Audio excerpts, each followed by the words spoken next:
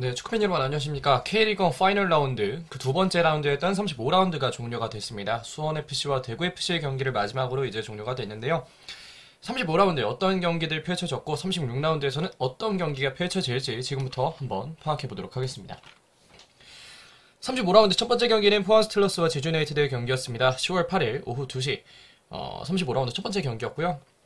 제주 유나이티드의 윤빛가람 선수가 제루소 선수의 굉장히 좋은 힐킥을 받아서 득점 만들어냈고, 이후에 골문앞 혼전 상황에서 김승대 선수가 득점 만들어내면서 전반전은 포항이 1대1로 전반전 종료시켰지만, 이제 후반전에는 계속해서 공방전이 오갔고, 그 상황에서 진성욱이 얻어낸 PK를 이창민이 완벽하게 마무리를 지으면서 2대1 제주 유나이티드가 승리를 했고, 그러면서 ACL을 향한 불꽃을 다시 한번 지피게 됐습니다. 이 경기 개인적으로 뽑은 MVP는 윤빛가람 선수입니다. 다음 경기 보겠습니다. 다음 경기는 울산현대와 전북현대 현대가 더비였습니다. 이 경기 10월 8일 4시 반 울산 문수축구 경기장에서 벌어진 경기였는데요. 전북현대 바로우 선수가 전반전에 이제 선취골 넣으면서 역시 전북현대가 우승에 다시금 또 가까워질 수 있을 만한 저력을 발휘하나라는 생각이 들었는데, 후반전 추가 시간에 마틴 아담 선수가 97분의 PK 그리고 거의 100분에 육박한 상황에서 헤더 득점에 성공하면서 울산현대가 2대1, 본인들이 왜 이번 시즌 3라운드부터 단 한 번도 1위 자리를 내준 적이 없는지를 또 증명을 했습니다. 개인적으로 뽑은 MVP는 역시 마틴 아담 선수고요. 다음 경기로 넘어가서 다음 경기 강원과 인천의 경기는 90분 내내 공방전이 이어졌지만 결국 어느 팀도 득점하지 못하면서, 특히 강원이 득점하지 못하면서 0대0 경기가 종료됐고요. 개인적으로 뽑은 MVP는 서민우 선수였습니다. 슈퍼매치 역시 여러가지 공방전이 오갔고 뭐 판정이나 뭐 여러 카드도 나오게 했는데, 개인적으로는 그렇게 아주 재밌었나라는 생각이 들긴 했고, 이 경기에서 가장 볼만했던 건 역시 강성진의 아이솔레이션이었던 것 같아서 강성진 MVP로 뽑아봤습니다. 다음 경기는 김천과 성남의 경기인데요. 김천이 이제 홈에서 마지막 경기를 치렀는데, 성남의 물리치가 이제 선취골 넣으면서 성남이 잔류에 대한 불씨를 지피나 싶었는데, 후반에 김경민이 득점 성공하면서 1대1이란 경기가 나왔습니다. 사실 뭐 양 팀에게 모두 좋은 결과가 아니었는데요. 개인적으로 뽑은 MVP는 그래도 동점골 넣었던 김경민 선수였습니다. 다음 경기로 넘어가면 다음 경기 대구FC와 수원FC의 경기였는데, 대구FC의 고재현이 선취골 넣었고 이후에 이승우가 동점골 넣었지만, 후반전에 홍정훈 선수가 헤더 득점 만들어내면서 대구FC가 굉장히 또 기분 좋은 승리를 가져갔고, 그러면서 동시에 안정적인 잔류를 향한 어떤 새로운 발걸음을 다시 내딛게 됐습니다. 개인적으로 뽑은 MVP는 이제 역전골의 주인공 홍정훈 선수고요. 그렇게 해서 승부예측 보면 이렇게 나왔는데, 역시 파이널 라운드 맞추기 어렵습니다. 그렇게 생각을 하고요. 이제 36라운드 프리뷰 시작해보도록 하겠습니다. 36라운드 포항 스틸러스와 울산현대 동해안 더비입니다. 이 경기 10월 11일 오후 3시, 이례적으로 평일 오후 시간에 열리는 경기인데요. 스틸야드에 여러가지 문제가 있습니다. 지금 뭐 폭우도 그렇고 여러가지 문제가 있는 상황인데, 뭐 포항은 홈경기를 해야 한다는 입장이니까요. 어쩔 수 없는 점이라고 할 수 있겠고, 포항의 현재 순위는 3위, 울산현대 현재 순위는 1위입니다. 양 팀의 승점 차는 17점 차. 꽤 많이 나는 상황이고요. 울산은 지난 경기 승리를 거두면서 우승이라는 어떤 본인들이 원했던 목표에 점점 더 다가서는 모습입니다. 다만 이제 그런 상황에서 포항이 이번 시즌 울산현대를 상대로 2승 1패 성적 거두면서 5위를 가지고 있기 때문에 경기가 어떻게 펼쳐질지는 아무도 모르는 상황이고요. 이 세 경기 동안 가장 많은 득점을 기록했던 건 두 번째 라운드에서 이제 멀티골을 넣었던 김승대 선수였습니다. 관전 포인트를 보면 포항은 4위인 인천 유나이티드와 현재 5점 차입니다. 포항은 55점, 인천은 50점인데요. 그렇게 보면 이제 3위까지는 무조건 아시아 챔피언스리그 나가게 되잖아요. FA컵에 누가 들던지 상관없이. 그런 위치가 아주 안전한 상황은 아니다라는 말씀을 좀 드리고 싶고, 다만 이 과정에서 신진호 선수의 복귀는 꽤 반가울 것 같습니다. 지난 제주전에서 신진호가 없다는 게 너무나 잘 보였는데, 이런 점이 이제 신진호의 복귀가 얼마나 포항에 중요한지를 좀 증명하게 될 것으로 보이고, 홈에서 라이벌인 울산현대의 우승을 확정시키는 건 안 된다는 마인드를 가지고 있을 포항이기 때문에 뭐 정말 열심히 뛸 거라는 생각이 들고요. 울산은 전북현대와의 현대가 더비에서 드라마보다도 더 극적인 승리를 가져갔습니다. 이제 울산이 한 경기를 뭐 이기고 뭐 이렇게 비기고 하거나, 전북이 패배를 하거나 비기면 이제 울산의 우승이 확정이 되는데, 과연 울산이 스틸리아드에서 우승을 확정 지으면서 또 하나의 꿈을 이루게 될지 좀 궁금해지고요. 여전히 아마노의 출전은 불가능합니다. 아마노 선수가 이제 사후징계까지 받으면서 이제 37라운드 강원전까지도 출전이 불가능한 상황이라서 포항전은 뛸 수가 없고요. 어떤 라인업 들고 나오게 될지 이제 라인업 보면서 또 얘기를 드리도록 하겠습니다. 포항 보면 신진호가 돌아오면서 이수민과의 파트너십을 유지할 수 있을 것으로 보입니다. 그러면서 신광훈이 김영환이 최근에 뛰었던 오른쪽 풀백 자리로 들어가고 그러면서 어느 정도 수비 라인에서의 안정감을 꾀할 수 있을 것 같다는 생각이 들고요.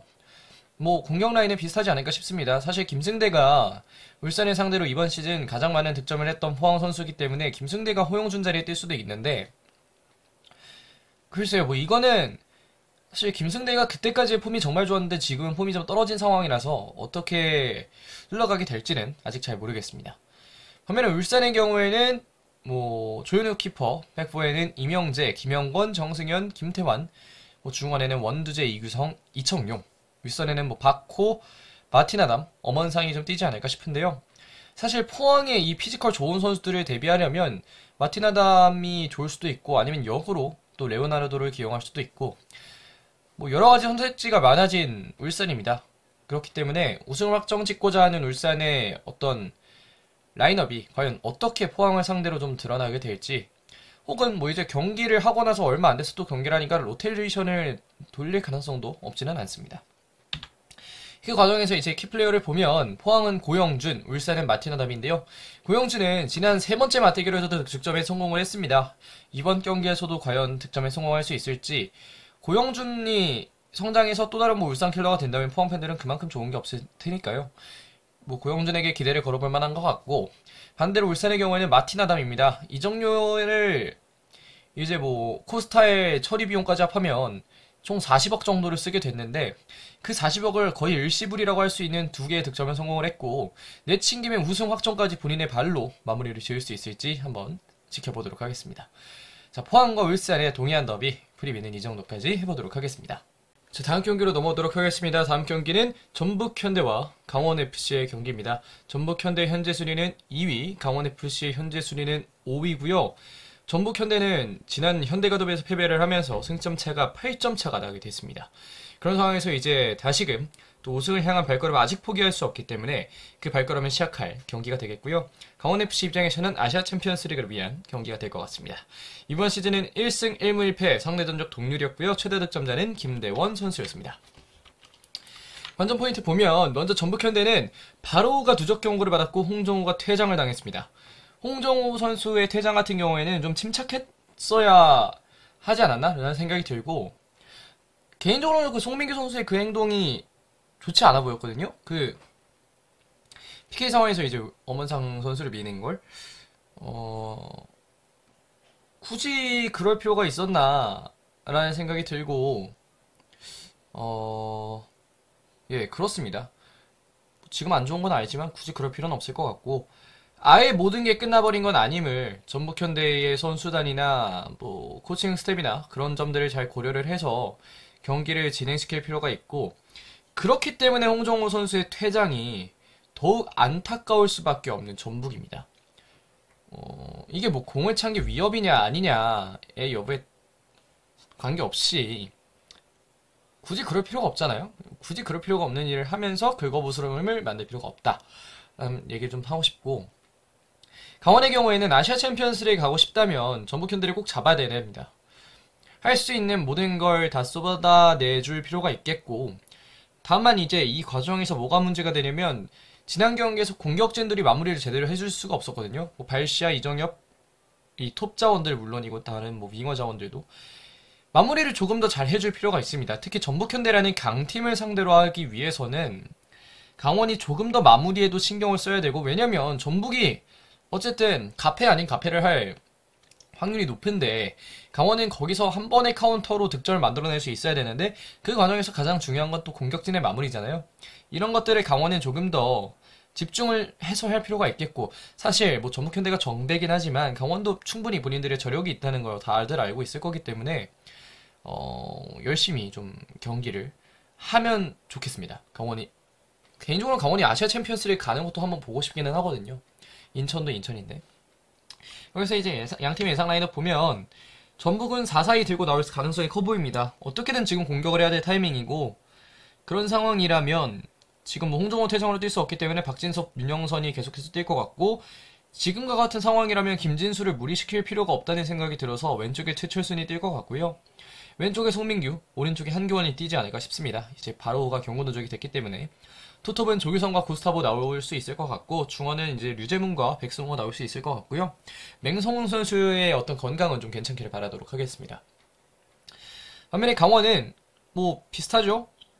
크게 바뀔 게 없습니다. 김동현 자리에 뭐 케빈이 나올 수 있다는 것 정도.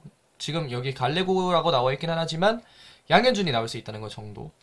양현준이 나올 가능성이 좀 더 높긴 하죠. 뭐 어쨌든 이렇게 나오고 이렇게 세부적인 한두 명 선수의 변화를 제외하고는 강원은 큰 변화는 없을 전망입니다. 다만 이제 결정력이라는 측면을 조금 더 생각을 했을 때 발시아를 넣을 수도 있는데 사실 최근에 발시하는 거 보면 이정엽보다 결정력이 그렇게 좋은가? 라는 질문하면 잘 모르겠거든요. 그렇기 때문에 어떤 선수 나올지는 잘 모르겠고요. 어쨌든 이런 전형으로 나올 것은 분명합니다. 그런 상황에서 이제 양팀의 키플레이어는 전북은 조규성, 강원은 양현준인데요. 조규성이 해주지 않으면 전북의 어떤 우승길, 안 그래도 지금 상당히 좀 어려워진 상황인데 더 안 보일 수 있습니다.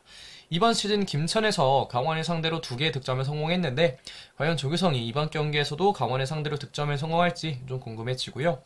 양현준은 지난 경기 박진성이 왼쪽에 뛸 때 좋은 경기력을 보여줬습니다. 이번에는 최철순이 뛰는데 양현준이 다시부터 득점을 기록해줘야 강원도 살아날 수 있다는 점을 꼭 파악하고 경기를 뛰었으면 좋겠습니다.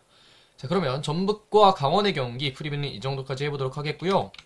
다음 경기로 넘어오도록 하겠습니다. 다음 경기는 파이널 A 마지막 경기 10월 11일 7시 반 인천 전용 경기장에 벌어지는 인천 유나이티드와 제주 유나이티드의 경기입니다.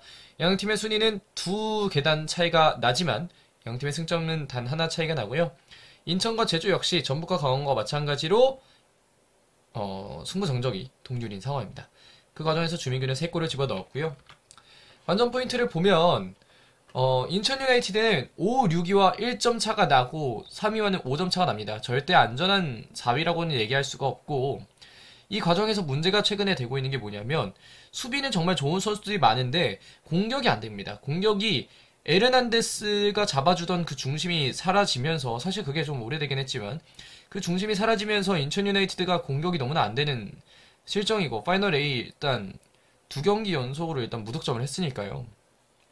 공격이 너무 안 되는 게 단점이라고 볼 수밖에 없고 그 과정에서 수비의 핵 중 한 명인 델브리치가 누적 경고를 받으면서 인천 유나이티드가 이번 경기가 고비라고도 생각할 수 있을 정도로 위험한 상황에 처해 있습니다.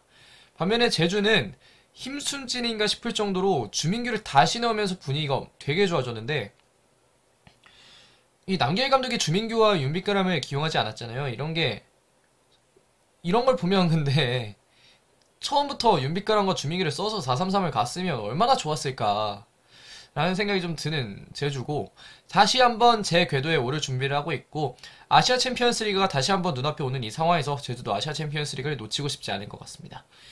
자, 그렇게 해서 이제 양팀의 예상 라인업 보면 인천은 뭐 3-4-2-1이죠. 지난 경기에서 이주용과 오재석이 양쪽 윙백으로 나왔는데 체력적인 문제가 없다면 이번 경기도 이주용, 오재석이 나오는 것도 나쁘지 않다 생각을 합니다. 이 두 선수 모두 경험이 많은 선수들이고 좋은 경기력을 보여줄 수 있는 선수들이라서 이 선수들이 많이 좀 나와주는 게 중요할 것 같고 중원에는 뭐 이강현, 이명주 내지는 이동수, 이명주가 나올 수 있을 것으로 보이고 윗선에는 김도혁, 김보섭, 이용재 나올 수 있을 것 같습니다. 뭐 지난 경기 휴식했던 아길라르가 나올 수도 있고요. 이제 가장 문제는 백스리인데 개인적으로는 이제 김동민이 왼쪽으로 이동하고 중앙에 강민수, 오른쪽에는 김준엽이 뛸지 않을까 싶은데 시즌 초반에 이제 센터백이 많이 없을 때 김준엽이 오른쪽 스토퍼로 뛴 경력이 있잖아요. 이런 걸 생각해보면 또 인천의 조성환 감독이 오른쪽에 김준엽을 충분히 기용할 수 있겠다는 생각이 들고 키퍼는 아마 김동원이 나올 것 같습니다. 반면에 제주의 경우에는 뭐 최근에 나오는 4-3-3 라인업 그대로 나오지 않을까 싶고 최영준이 돌아오니까요. 최영준 선수를 필두로 해서 다시금 또 3미들 구성할 수 있을 것 같고 전방에 제르소, 주민규, 서진수 상당히 강력해진 공격 라인업입니다. 이제 양 팀의 이제 키플레이어를 보면 양 팀의 톱입니다. 인천은 이용재, 제주는 주민규인데요. 이용재는 역시 인천에게 아쉬운 게 득점력입니다. 두 번째 내지는 세 번째 스트라이커라는 자리에 있는 이용재가 조금씩 득점을 해줘야 사실 인천도 상승세를 만들어낼 수가 있거든요. 이런 상황에서 이용재가 좀 더 골을 넣어줘야 된다는 생각이 들고, 반면에 주민규의 경우에는 주민규가 존재함으로 인해서 여러가지 공격 시퀀스들이 만들어지고 있습니다. 아시아 챔피언스리그에 제주 유나이티드가 다시 한번 나가고 싶다면 또 주민규를 필두로 해서 좋은 공격을 보여줘야 되지 않을까라는 생각이 들고요. 여기까지 인천과 제주의 경기 프리뷰는 여기까지 하겠습니다. 자, 이제 파이널 B 경기 보도록 하겠습니다. 파이널 B 첫 번째 경기는 수원 삼성과 대구 FC의 경기인데요. 파이널 B 경기는 10월 12일에 벌어질 예정입니다. 수원 삼성의 현재 순위는 10위, 대구 FC 현재 순위는 9위인데요. 양 팀의 승점 차는 단 3점 차. 대구 FC가 지난 경기 승리를 하면서 승점 차를 약간 더 벌렸습니다. 이번 시즌에는 이제 1승 1무 1패를 거두고 있는 양 팀인데, 최대 득점자 역시 오현규와 세징야가 각각 2골로 이제 최대 득점을 기록하고 있고요. 관전 포인트를 보면 수원 삼성의 경우에는 슈퍼매치에서 약간 경기력이 흔들렸습니다. 득점하지도 못했고 마지막에 여러가지 좀 안 좋은 상황도 있었고 이러면서 아주 경기를 잘 풀어나가지는 못했는데요. 이게 진짜 승점 6점짜리 경기가 됐습니다. 지금 순위가 한 단위 차이 나고 수원 삼성이 이 경기를 잡는다면 양 팀의 승점은 동률, 대구 FC가 이 경기를 잡는다면 양 팀의 승점 차는 6점 차가 되기 때문에 이 경기는 정말 중요한 경기가 아닐 수가 없겠고요. 아쉬운 건 이종성이 경고 누적, 그리고 오현규가 경고 2회 퇴장을 당했다는 건데, 오현규의 이 영상을 만들고 있는 게 지금 이 경기가 있었던 10월 9일 저녁인데요. 이종성이 어떤 결과가 어떻게 되는지에 따라서, 오현규의 결과가 어떻게 되는지에 따라서 조금은 경기 내용이 다르게 풀릴 수도 있을 것 같기는 합니다. 반면에 대구의 경우에는 수원FC전 승리하면서 9위로서의 자리를 조금 더 공고히 했는데요.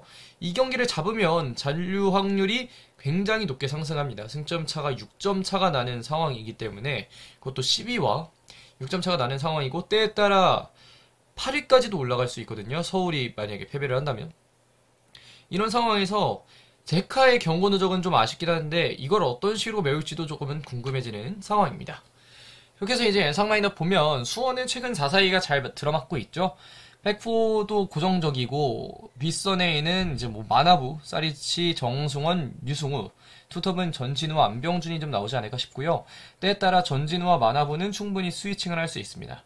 최근에 키퍼는 노동건 선수가 지난 경기부터 이제 출전을 하기 시작했고요.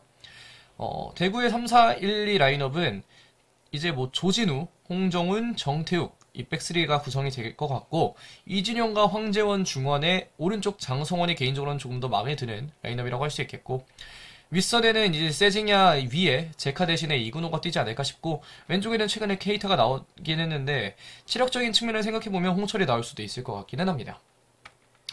그래서 이제 키플레이어를 보면 수원은 안병준, 대구는 세징야인데요. 안병준은 오현규의 파트너로서의 역할만 하는 선수가 아닙니다. 충분히 좋은 선수이기 때문에 본인의 가치 이제는 증명할 시간이 다가왔고요. 세징야의 경우에는 세징야를 필두로 대구가 잔류 드라마를 써내려가고 있습니다. 한때 11위까지 내려갔던 순위는 어느새 9위까지 올라온 상황이고요. 과연 이 드라마 해피엔딩일 수 있을지 이번 시즌 끝까지 한번 대구의 이 여정을 지켜보면 좋을 것 같습니다. 수원 삼성과 대구 FC 경기 프리뷰는 이 정도까지 해보도록 하겠습니다. 바로 다음 경기로 넘어오도록 하겠습니다. 다음 경기는 앱솔과 김천 상무의 경기인데요. 앱솔의 현재 순위는 8위, 김천 상무의 현재 순위는 11위입니다. 양팀의 승점차 6점차, 순위는 3계단 차이가 나고 있고요. 이번 시즌 1승 1무 1패를 거뒀는데 조규성 선수가 최다 득점을 기록했습니다. 관전 포인트 보면 먼저 서울은 모든 경기에서 이겨야 한다는 생각으로 경기를 해야 됩니다.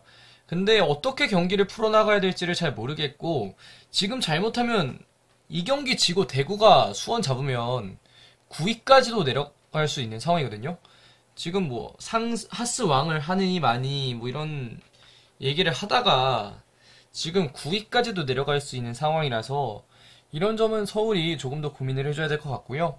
반면에 김지현은 터질 듯 터지지가 않습니다. 그게 좀 아쉬운 점이고, 김지현의 득점은 강등 프로를 지금 거의 나가는 게 확실시 되는 이 상황에서 프로를 준비하기 위한 여러 경기들의 어떤 자신감을 부여할 수도 있는 그런 득점이 될 텐데, 김지현이 득점을 계속해서 하지 못한다는 건 김천의 입장에서는 불안 요소가 아닐 수가 없겠고요.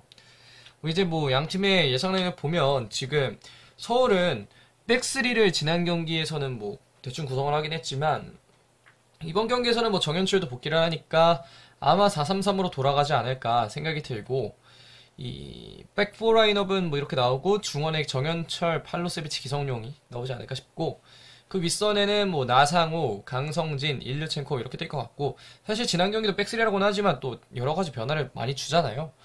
뭐 하나의 포지션이라고 이렇게 딱 뭔가 얘기를 할 만한 그런 건 아니라고 생각을 해서 뭐 사실 숫자에 큰 의미가 두어지지는 않는다라는 생각이 들고 김천의 경우에는 뭐 이렇게 나오지 않을까 싶습니다.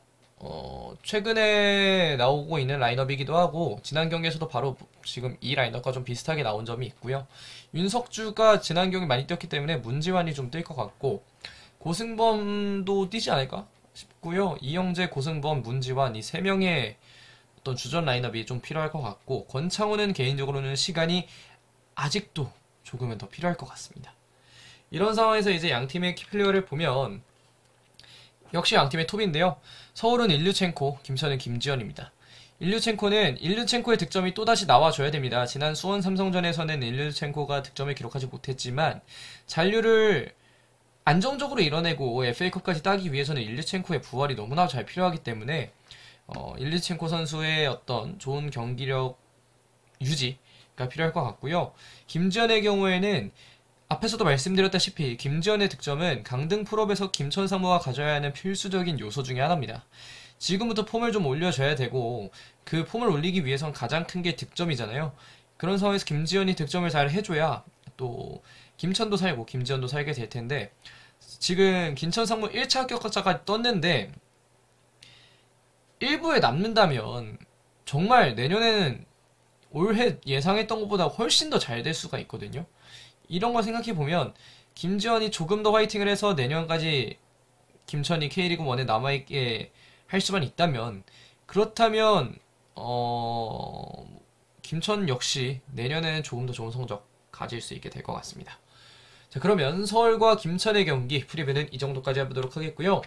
이번 라운드 마지막 경기로 가도록 하겠습니다. 수원FC와 성남FC의 경기인데요. 마지막 경기라고는 하지만 파이널비 3경기가 모두 10월 10일 7시 반에 열리기 때문에 뭐 마지막 경기인데 마지막 경기 아닌 그런 경기가 될 예정입니다. 수원FC는 현재 순위 7위, 성남FC는 현재 순위 12위고 성남은 강등을 확정지었고요. 이번 시즌에 성남이 우위를 가지고 있는 제 기억상 유일한 구단이 수원FC입니다. 그런 상황에서 이제 관전 포인트를 보면 수원FC는 여전히 핫스왕이지만 흐름은 좋지 않습니다. 지금 무패를 했거든요. 이러면서 이제 흐름이 좋진 않은데 다행히 성남이라는 구단의 현재 상황은 수원FC가 그 안 좋은 흐름을 끊을 수 있을 만한 상대가 될 수 있고 그 과정에서 이승우라는 선수의 득점왕 경쟁 역시 끝나지 않았기 때문에 이승우의 득점왕 경쟁을 위해서라도 수원FC는 조금 더 힘을 내줘야 될 것 같고요. 반면에 성남은 강등이 확정됐습니다. 이제는 사실상 시즌이 끝났고 내년의 준비를 어떻게 하는 게 좋을까? 뭐 지금 내년에 나갈 것 같은 선수들은 모두 배제를 하고 내년에 뛸 선수들을 좀 더 뛰키는 게 좋을까? 아니면 뭐 유종의 미를 거두기 위해서 지금 있는 선수들 중에 베스트로 나오는 게 좋을까? 뭐 여러 가지 고민을 하게 있을 텐데 열심히 뛰기는 하는데 결과가 안 나왔다는 게 너무나 아쉬운 점이고 사실 성남의 최근 라인업들 보면 열심히 뛸 수 있는 선수들을 넣었잖아요. 근데 이렇게 됐다는 게 좀 아쉬울 따름입니다. 이런 상황에서 이제 예상 라인업 보면 뭐 수원FC는 최근에 정동호를 윗선으로 기용하고 있죠. 그리고 김건웅을 한 칸 올려서 3선에 쓰거나 아니면 빌드업 상황에서 뭐 중앙에 두거나 하는데 그렇기 때문에 저 애매한 위치에 김건웅을 놨고요. 뭐 나머지 자리가 크게 바뀌진 않을 것 같습니다. 최근에 이용의 공격력을 살리기 위해서 정동호가 오른쪽에 들어간 다음에 이용이 올라왔을 때 뭐 정동호가 후방에서 수비를 좀 더 도와준다거나 이런 점들이 좀 많이 보이고 있는데 아무래도 수원FC가 가장 큰 관심을 가지고 있는 건 이승우에게 득점왕을 선물해줄 수 있느냐 없느냐인데 그것은 이제 뭐 중앙에 있는 선수들이 많이 도움을 줘야 될 것 같습니다. 반면에 성남의 경우에는 뭐 대충 이 정도 나오지 않을까 싶고 백스리하고 뭐 윙백 뭐 중앙이나 여러가지 공격 자원들 이게 승패가 중요하긴 한데 성남은 어쨌든 지금 다이렉트 강등이 확실해졌잖아요. 성남의 지금 어떤 라인업을 예상하는 게 맞는 일일까? 좋은 일일까에 대해서 조금 회의감이 있습니다. 자, 이렇게 해서 양팀의 키플레이어는 수원FC는 이승우, 성남은 뮬리치인데요. 이승우는 득점 페이스를 다시금 올리고 있습니다. 득점왕 경쟁이 아직 끝나지 않았다는 걸 보여줄 필요가 있어 보이고, 뮬리치는 어쨌든 성남FC에서 수원FC를 상대로 2골을 기록했기 때문에 이번 경기에서도 득점을 기록하기 위해 좀 열심히 노력을 해야 될 것 같고, 뮬리치가 떠날지 떠나지 않을지는 문제가 되지 않습니다. 그냥 열심히 경기를 소화하면 좋겠다는 생각이 있습니다. 자, 그러면 수원FC와 성남FC의 경기 프리뷰는 이 정도까지 하도록 하겠고요. 승부 체크해보겠습니다. 먼저 포항과 울산의 경기는 울산이 우승 확정을 위해 달릴 것 같아서 울산의 승리 보도록 하겠고요. 전북과 강원은 강원의 아시아 챔피언스리그를 향한 의지가 상당히 강력할 것 같아서 무승부 보도록 하겠고, 인천과 제주는 제주의 경기력이 꽤 많이 올라왔다는 점에서 제주의 승리 보도록 하겠습니다. 다음으로 넘어가서 수원과 대구의 경기는 이종성과 오연규의 빈자리가 클 것 같다는 점에서 대구의 승리를 볼 텐데, 오연규가 어떻게 될지 잘 모르겠습니다. 그대로 못 뛰게 된다면 대구FC의 승리가 좀 더 커 보이고요. 아니라면 또 어떻게 될지는 잘 모르겠습니다. 서울과 김천의 경우에는 김천이 득점을 만들어낼 수 있을지 잘 모르겠다는 점에서 서울의 승리 보도록 하겠고요. 수원FC와 성남FC의 경기는 성남의 동기부여가 굉장히 저하되어 있을 것 같다는 점에서 수원FC의 승리 보도록 하겠습니다. 총 정리를 하면 이렇게 나오고요. 35라운드 참 많은 일이 있었습니다. 많은 일이 있었고 여러 가지가 뭐 확정된 것도 있고 사실상 확정된 것도 있고 한데, 그래도 끝까지 K리그 1에 관심 많이 가져주시고 경기 끝까지 봐주시면 감사하겠습니다. 오늘 여기까지 하겠습니다. 고맙습니다.